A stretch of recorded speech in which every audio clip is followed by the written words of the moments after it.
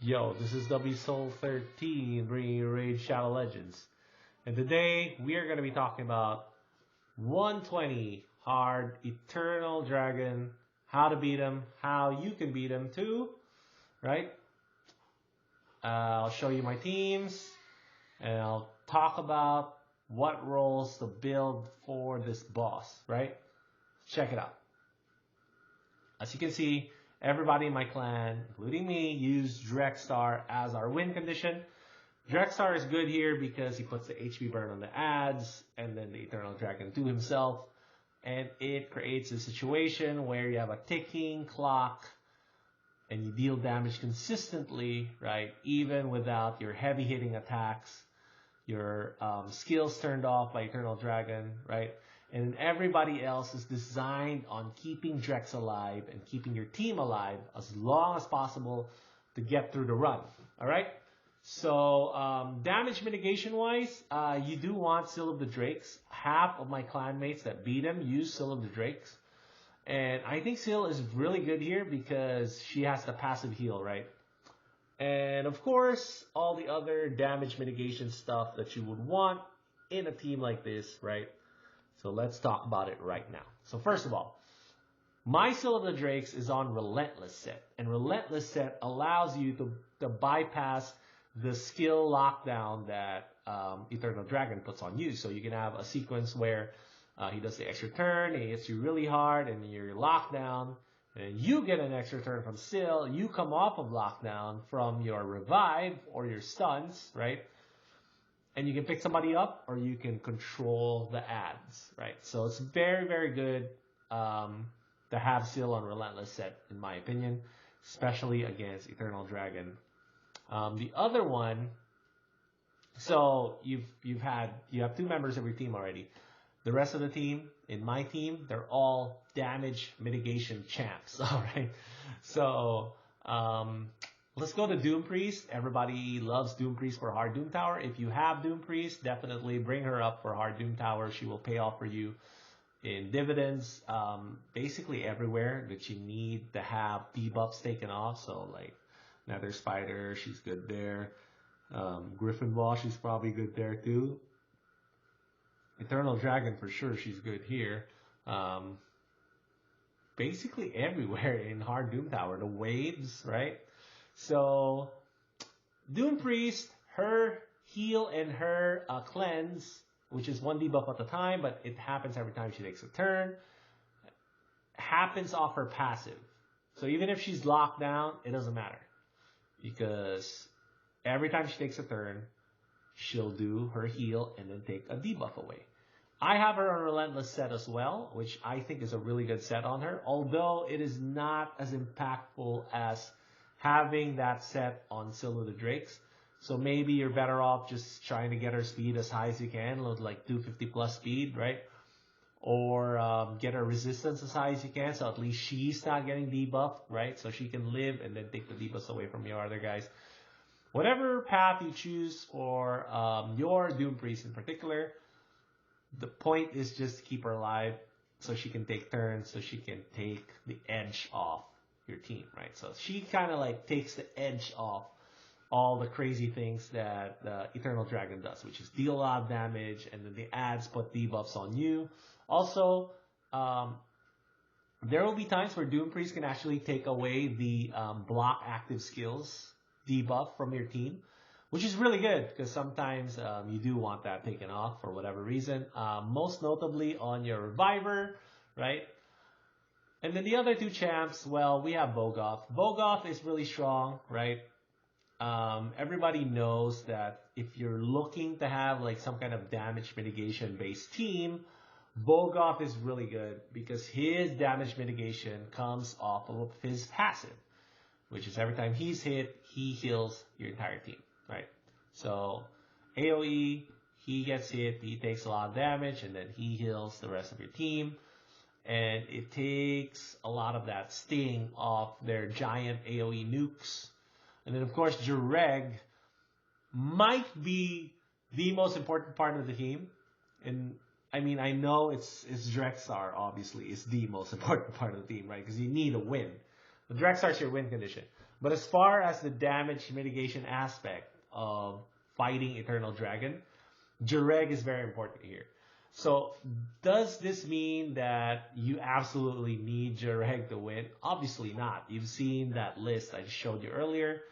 And it wasn't just me that ran Jareg, but certainly not everybody ran Jareg, right? So let's explain exactly why Jareg is good. Jareg is good because you need decreased attack on A1. And that decreased attack needs to stick. So this is better done on manual, obviously, if you're playing this and you're trying to just beat 120 for the avatar and to get the clear, right? So you definitely will run it on manual. And with Jareg, your priority is to stick that decreased attack. That's it. And then the passive is actually really useful because every time you get hit, I think for more than 20% of your HP, you get a continuous heal buff on the people that are hit hard, right? Which is everybody. Everybody's gonna get hit hard, and everybody's gonna get a free continuous heal buff, which is really, really strong. And if you couple that with your Reg's decreased attack, right, you can live a really long time or just enough to get the last ticks off your HP burn or your War Master procs to win the fight. So really, Dregstar shortens the fight, and then the rest of your team extends it for as long as they can. Yeah? Make sense?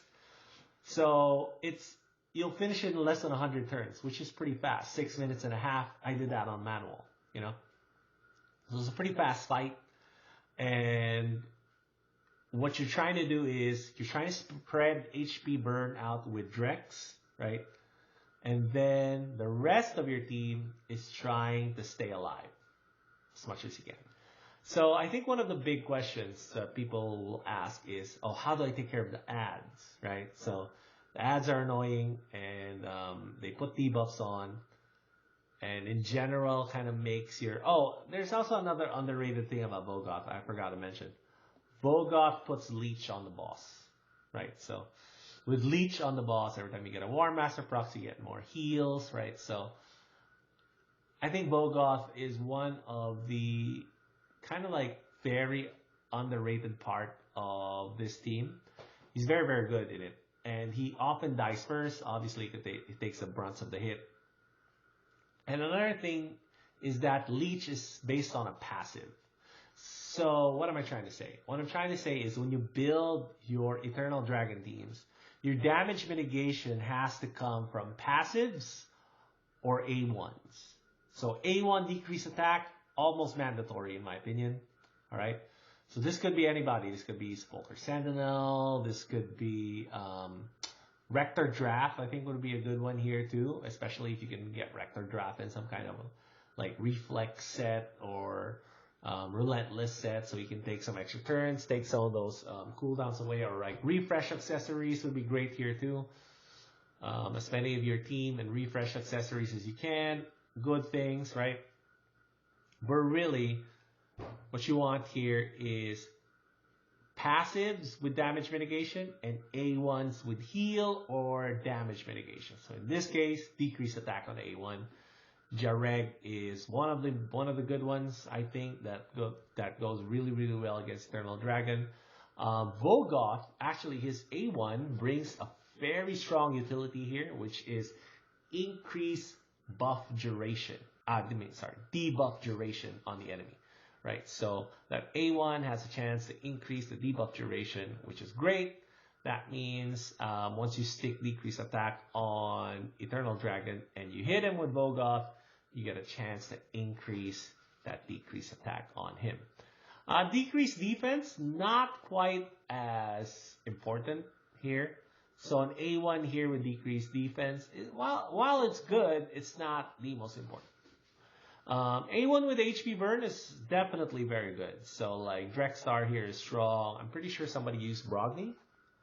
Let's take a look again. Yeah, somebody used Underpriest Brogni. So Brogni here is very strong too, I'm pretty sure. And then, of course, Duchess brings the damage mitigation. And then Martyr, here's a good example of somebody with an A1 decreased defense, right? I think Martyr has that on our A1. Yeah, so if we can figure out a way, of course, Krisk is amazing anywhere you put Krisk in. So yeah, that's how you build a Eternal Dragon team. You base it more on damage mitigation from A1 and passives.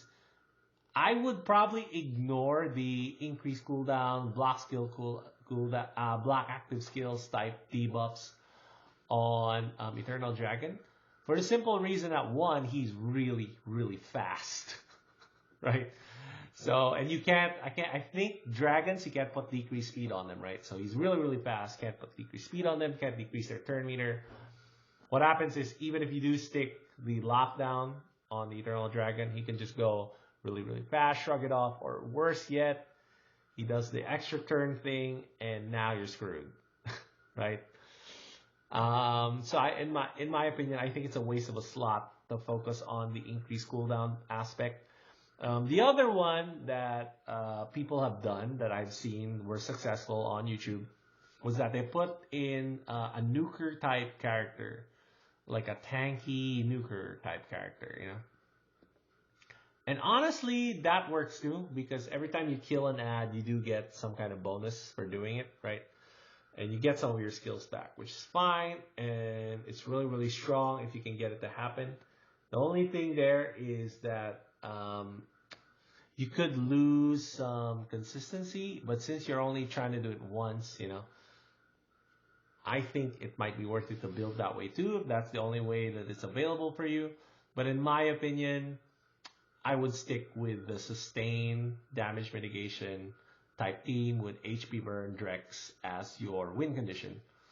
Tested and proven, you know, 6 people from my clan, including myself, have done it with Drex. I think that is the way to go to beat this guy, right?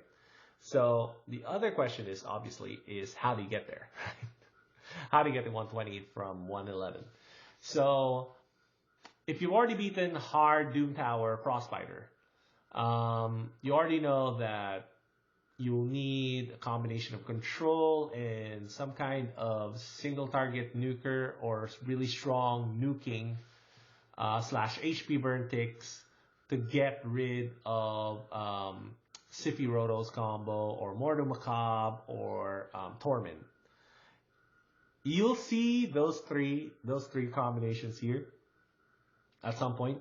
But I think the new one that's really, really tough to beat is this Urost one. So Urost in general is really, really annoying to try and take down, right? So yeah, we use Seer, but definitely somebody use Mashaled, somebody use Fushan. So you need a damage dealing champ here that can whittle down Urost's HP. So what's the problem with Urost? Why is he so annoying and why is he so hard to beat? Well, one is it's very, very hard to stick any kind of debuffs on him, right? And then he slowly cannot decrease a single by more than 25%. So he slowly whittles down your max HP, right? While he increases his max HP, you know? So by the end of the fight, he's going up to plus 50% HP, and then you're down to minus 25% HP, right? And it's very, very hard to stick debuffs on him. I wonder why that is, though. Is it just because he has base 50 resist? Maybe that's the thing. Why it's so hard to place any kind of debuff on him.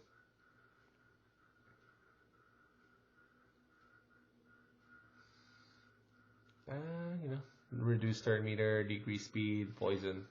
Yeah. And then the other annoying part with his passive is every time you hit him, he puts poison on you, right? So in general, I think Urost is one of the most annoying champs in Hard Doom Tower you're going to have to beat. And How I did it was obviously I did the same thing, which is lock everybody down and try to cycle back to my seer and do the karma burn thing. And then you just gotta do it enough time where you stick your debuff and you win. Right? So this is really one of the harder parts of Eternal Dragon 120, I think. It's definitely a stat check type deal. So let's take a look at my stats, right, for all the team members that you saw there. So if you want to look at my wave clear team, you can look at my other video. I already have all my champs on there, right? So practically the same. I haven't really changed the stats. We can do a quick review here, but I won't go as in-depth as the other videos, right? So first, Drex.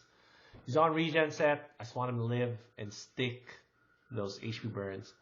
250 accuracy, 250 to 60-ish accuracy. And the only reason I'm able to get away with that is because I do have him as the leader of the team, plus 70 accuracy, so that bumps me up to over 300. So he hits his HP burn almost all the time. I don't really have a problem with sticking the HP burn. And this is a theme that you're going to have to do in Doom Tower, which is everybody needs to be over 200 speed. Honestly, once you get up to the 120, you should really think about bumping it really, really high. Especially on the wave clear team, you'll need somebody to push back everybody's speed / turn meter. And that champ needs to go over 250 speed, right? So that's kind of the tricky part of finishing hard Doom Tower. Is it is a stat check, and one of the biggest stats that you'll need to check is speed. So this is actually pretty slow Drexar, in my opinion. I've seen a lot of people build theirs way faster than this. But it is possible to do it with a quote-unquote slow Drexar, right? So yeah, 200 speed, pretty slow for hard Doom Tower. Lots of HP though, and then regen set so he can take the hits. Defense is actually pretty good. 3.4k def. I didn't really put any resist on him. And then for Masteries, he's on War Master because he is in a boss killer build, right? So boss killer build is something like this. Honestly, I do Heart of Glory. I would rather put that on Grim Resolve now. So if I were to rebuild this Drex, I might just do that. But it's a minor thing. I don't think it really makes a difference. It's just, I think this is a good combo. Like Grim Resolve, so you get an extra 5% damage when you attack with less than 50% HP. And then when you're less than 50% HP, the damage you deal, you heal with Life Drinker. Yeah. So it's just a little mini combo. Maybe it gives you an extra, I don't know, 50 life. 500 life, maybe. But really, what you should be looking for here is the War Master, and then I really like accuracy tree for most of my champs here, right? In hard Doom Tower, I do pick accuracy tree if I'm putting on boss killer build. The reason why for Drex in particular is because you get sniper, which increases the chance of you putting the HP burn on in the first place, and then also Master Hexer increases the duration of HP burn in general, right? So, I mean, this could be Lord of Steel easily if you are going to use some kind of I just have Immortal set and Regen set on my Drex, and Drex is really, really good, right? So the other star of the show, obviously, is Our Lady, Scylla the Drakes, right? So you've already seen her stats before. We'll just do a quick review. High HP, high def, high speed, high accuracy. That's the trick. That's the combo. She's on Relentless set while doing those stats, so that is kind of tricky to do on Relentless set. I know that, but I think Relentless set is one of the best sets to put on Syl. And this Syl, I've had to put her in a boss killer build now, give her War Master, because you really need to shorten that Eternal Dragon fight. And honestly, in general boss fights, you need to shorten, whether you're pushing or you're farming, doesn't matter. You want to shorten that fight because it just reduces the risk of you wiping, right? So yeah, definitely I have mine on War Master. And then Doom Priest, you already saw how I built my Doom Priest. So for Doom Priest, it's the same thing. She's on Relentless, 225 speed. So yeah, one big change I would like to do in this team is have Doom Priest be a lot faster. If I can get her a lot faster, like over 250, over 255, that would be better, I think. Because she doesn't need as many stats as everybody else does. I can probably bump up her resist if I wanted to, but it's not really that appealing to me to do that. I'd rather just have her really fast and have really high HP and high speed, high HP, enough defense. And for Masteries, really, it's a boss killer mastery, right? And we're just doing the things that are advantageous to put her in the support set. Defense is actually not bad here too, because it makes her live longer, you know. So I wouldn't mind, honestly, putting her on defense tree just to keep her alive longer. And that would probably be a good idea for you too, especially if you're kind of like skimping out on some stats to get more speed into your Doom Priest. So I think defense tree might actually be better here. But definitely War Master is really good on her because it gives her some kind of offensive potential, you know, on top of just doing her thing, right? So the other one in the team was Vogoth. So Vogoth is also one of the stars of my Magma Dragon 110 build, you know. So the speed is a little low, 185. I would love to have that go over 200. 60k HP, 2.1k depth. So the depth isn't great. I did put some accuracy on him because I do want to land this provoke on the Eternal Doom Tower. Magma Dragon, right? Boss. So I do want this provoke to land every now and then. But really, you're putting him here for this, which is the passive heal, and then the leech, right? So leech is also really, really good to have against the bosses. And this is also on a boss killer build, right? So this is the setup I was talking to you about that I wanted to put Drex in if I was ever to reset those. Was just the Life Drinker Grim Resolve combo, you know? Life Drinker Grim Resolve combo, right? And then all the way down to War Master. And then for this particular one, since we are putting debuffs on, I just have him on Sniper and Master Hexer. And then finally, the late addition to the team. I literally gemmed out his Masteries to beat Eternal Dragon. And that's Jareg. So Jareg, I have him on Regen set and Immortal gear. And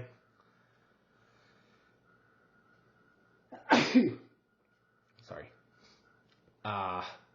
I have him on 72k HP. The defense is a little bit low. I would love to bring that defense up a little bit, but I didn't really need it. The accuracy is also a little bit low, 258. So I would love to bring up the accuracy a little bit too. But the reason why is because I have him on Revenge Ring and Revenge Banner, right? Which is lucky, and then Refresh Amulet, not really that big a deal. Because while this is not bad, Ally Protect and Increased Death, it isn't bad. Really, you want Jareg on your team because of the A1 and the chance to put decreased attack on. So what's that? 35, 40, 50, 60. And then you're getting another 5% from from Sniper, right? So this is the build I would put him in. Boss Killer build. And then Regen, I think mandatory. Probably put him on Regen set. Regen Immortal. Yeah, I think those are good things to have on him. And then I think that's it, right? Yeah, that's it. All right, so let's change the avatar, shall we? Let's go and change up the avatar to the new one. Confirm, and voila.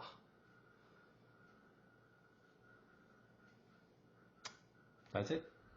So I think we did pretty good. And we'll see what happens next time, right? Dark Fae, right? So that's gonna be a killer. And trying to save up food, try and see which last minute champs I'll have to bring up to try and beat Dark Fae next month. So we'll see what happens there. So I'm very, very excited to try and beat that one and get my trifecta of Doom Tower hard clears done this year. My second year playing Raid, I was able to clear all three Doom Towers, 120. Yeah, it's been a fun little ride, and I'm glad you guys have taken this ride with me. We'll see you all next time, okay?